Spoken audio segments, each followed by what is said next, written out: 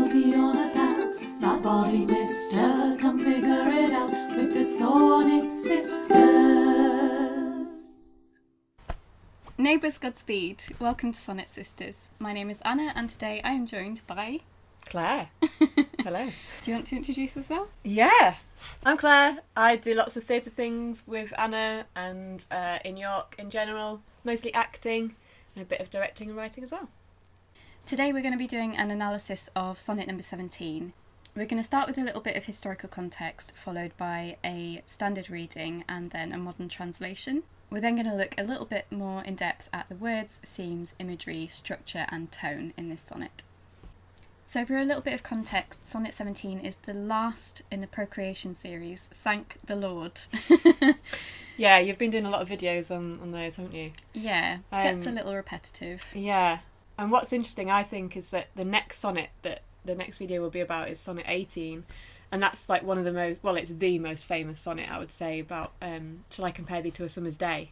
And in that one he's still talking about the beauty of the person living on, but he's quite happy for that to live on through his verse and through his writing, whereas this sonnet is very, very anti the fact that his sonnet is good enough to reflect the beauty, and the only way to do that properly is for children to be born that have the same beauty as the subject. Yeah. I think it's interesting because it's potentially...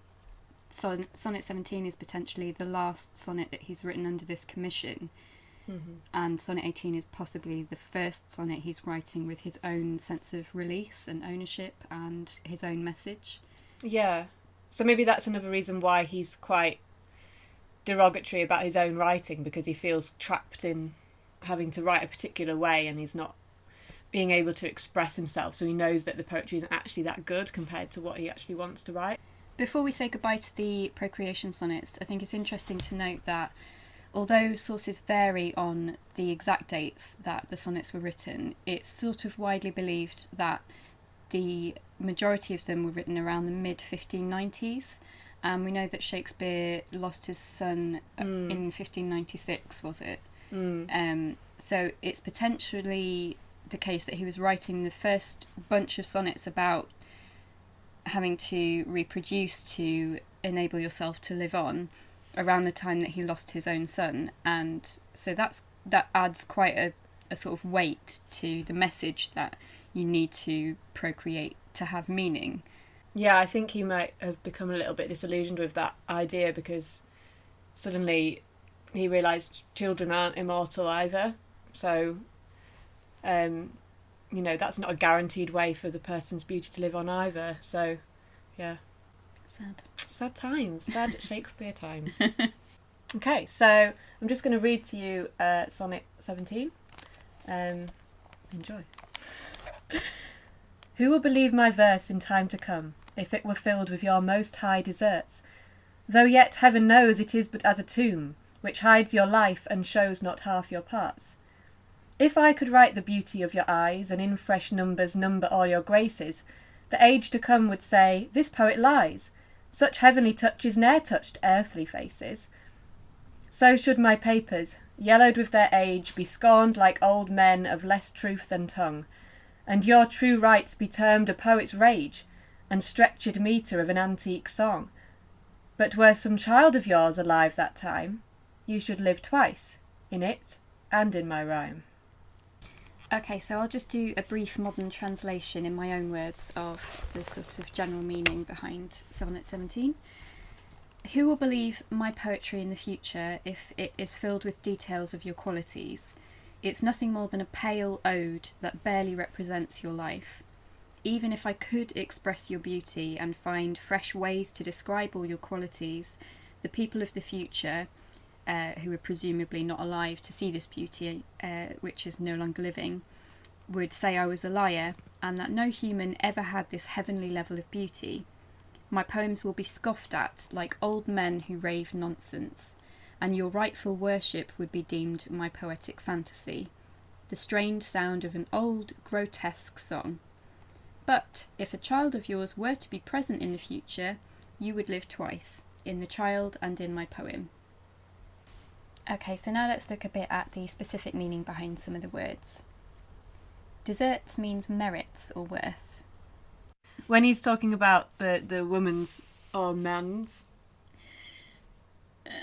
parts, he just means like their qualities or their beautiful physical features. Touches is similar, it just means qualities or brushstrokes, as in a painting. And when he says true, he just means like they're genuine or rightful. So what's the line? Oh yeah, your true rights be termed a poet's rage. So the things that are, rightful to them. Oh yeah, and then with the word rights, there's a suggestion that it might have a pun on the religious term of meaning of rights as well, which I guess kind of elevates the subject higher to a higher plane. Don't know. Yeah. There's a lot of comparison with beauty and everlastingness with heavenly bodies. Yeah, that's in the rest of the poem as well. Poet's rage is said to be a frenzied poetic inspiration, which is not a phrase that is widely used or might mean anything to everyone.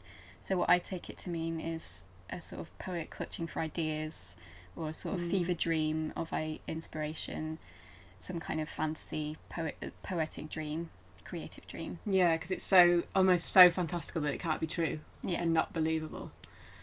Yeah, so the word stretched or stretched, as it might be pronounced, we think just means like irregular or almost like strained. He talks about his metre or the form of the poem being stretched, so it's like another derogatory term, I suppose, of like is not quite perfect. And antique just means old as we know it, but it could also be a pun on the word antic, which meant grotesque or mad, which I think suits this kind of derogatory image of the strained song, because it can become something really quite maddening and nonsensical and irritating to listen to, something quite unpleasant. In terms of themes, were there any particular things that sort of jumped out at you from this sonnet? I mean, again, like we were saying, it is still a procreation sonnet, but that doesn't really come in until the final rhyming couplet. So you can almost read it as not a procreation sonnet until you get to the end, and it's like, yeah, we're still in that zone. Whereas I think some of the other procreation sonnets are quite clearly that from the start and quite more overtly about trying to get the person to procreate, basically. Whereas with this one, maybe because it is the last of them, it's just kind of added in at the end. So that was a big theme for me. And the other major theme that I picked up on was it's very self-aware of itself as a poem or as a sonnet. The voice, I suppose, is very clearly the writer, because they're talking about, will their verse be believed, and so it's very self-aware, I think. Did you have any other themes that sprung out at you? Just from the imagery, it talks a lot about the written word as sort of an artifact, I guess, and the written word as a tool for humanity and a tool for life, continuing life. Obviously, it mentions beauty and death and life and birth, because those are all tied in the procreation sonnet series. And in terms of prominent imagery, are there any bits that kind of struck you? Well, just like you've just been saying about the facts of death and decay, and there's a lot of kind of words and images to do with that. So, for example, he describes his writing as a tomb, which hides your life. So, something that's closed off and not celebratory of someone's beauty. It's a tomb. And also with the yellowed papers, that was a really strong image for me of in the future, like, these papers are just going to be yellowed by age and discarded maybe, and so they're not immortal objects, I suppose. So it was quite a negative, there's lots of negative imagery, I think, in it. Lots of decay and rot. I quite liked the old men of less truth than tongue, because that was quite an interesting image to throw in there. Of what sprung to mind for me anyway was maybe old drunk men on a bench, just shouting and rambling constantly without saying anything of use. Yeah, I felt as well there's almost like a third, there's the writer, there's the subject, and then there's almost like a third body or being in this poem as well, because he keeps talking about these voices or these men or whoever in the future, you know, almost saying, well, your poem's not true, like how could it possibly be that this beauty lived? So there's almost like this third voice creeping in on it as well. Judging. Yeah. Holding the poetry accountable. Yeah, definitely. How about the rhythm and structure? Is there anything that stand out? I think just noticing that a lot of the rhymes and perhaps aren't perfect rhymes, and maybe that's kind of very deliberate because he's saying that his poem isn't perfect, so he's kind of showing that through the metre as well, I suppose. So you've got a lot of, like, I suppose you'd call them half rhymes, so like come and tomb, song and tongue, not quite perfect rhymes. And it does sometimes, when I was reading it, you have to think sometimes about how you're going to make it scan.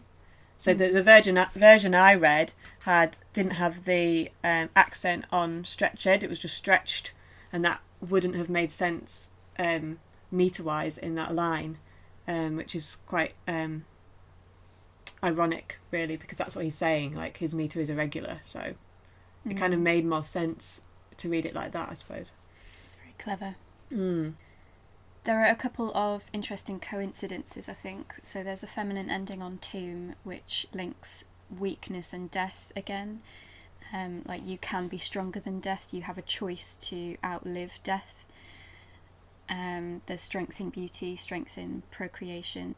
And there are a couple of interesting pairings of words. So eyes is paired with lies in that stanza, which brings in this idea that eyes, even though that was also taken to mean the body and the whole person, eyes in that time, it links eyes with lying and the fact that your eyes could deceive you, and perhaps also implies the opposite, which is that this beauty needs to be seen to be believed. Yeah. And it also pairs age with rage, which is a nice kind of linking madness with weakness again, and declining in your old age with weakness and failure of the senses. Yeah, which kind of fits the message of the procreation sonnets, which is just this perpetual youth, perpetuation of youth by breeding. Yeah. What do you think about the tone of this sonnet? We're a bit divided about this. Yeah, I just think there's lots of ways you can go with it. You know, as you were saying, it's a commissioned poem or commissioned set of poems. It's the last one of those poems, you know. He might be getting a bit frustrated and a bit fed up with being shackled to having to write this particular type of verse for a commission and not being able to use his imagination and free will or whatever. So, yeah, it might be that it's deliberately Off kilter. Yeah, because he's just fed up and... Yeah. Yeah, I had a good word for it then, and I've lost the good word I had. It might come back to me. Yeah, because I don't think... It is self-deprecating, but I think it's in a kind of tongue-in-cheek way, in a way. And Shakespeare knows he's going to write more poems, sonnets, I guess, and that, you know... I don't know if he was a modest man. I'm guessing he knew he was a good writer. Yeah, I think the line that says that to me the most is the stretched metre of an antique song, because it's like, change the record already. Yeah. It's just yet another way to say the same thing, and especially in context with Sonnet 18, where he's almost just writing the antithesis of this sonnet. Yeah, definitely.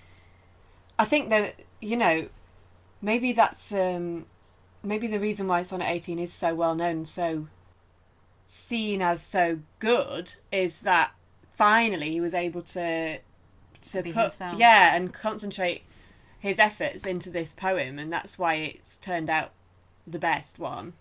You know, these are all generalizations, but if you ask someone off the street if they know any Shakespeare sonnet, that'll be the one that they know. And also it's interesting that in that sonnet he's very much like, as long as this poem lives, you will live on, which is a complete different idea to this one, where he's saying, yeah, you will live on in my verse, even though it's not very good, but if you had a child, that would mean you live on in a more idealised way, I suppose. So yeah, I think it is quite tongue-in-cheek, really. So when it comes to approaching this sonnet for performance, you wanted to explore this idea of potentially somebody stumbling upon something fantastical and that no one's going to believe exists or that they've really seen if they don't take something of them home to to prove the encounter. Yeah. So the person that finds this creature is desperately trying to capture them. Let's just say it's an age that doesn't have cameras, or like that'll confuse things. Or it's so magical that you can't take a picture of it. So they're frantically finding ways to record the beauty, so either through drawing or poetry. And then if there's some sort of explorer or something that, you know, their only kind of way of really proving that this exists is to breed it, I suppose, and to create more of this creature. I mean, we had some other thoughts of performance, but I feel like this might be the one we're going down. So okay, well, thank you for joining me this week. Thank you. And thank you for watching. Join us on Saturday for Claire's performance of Sonnet 17. Until then, rest you merry.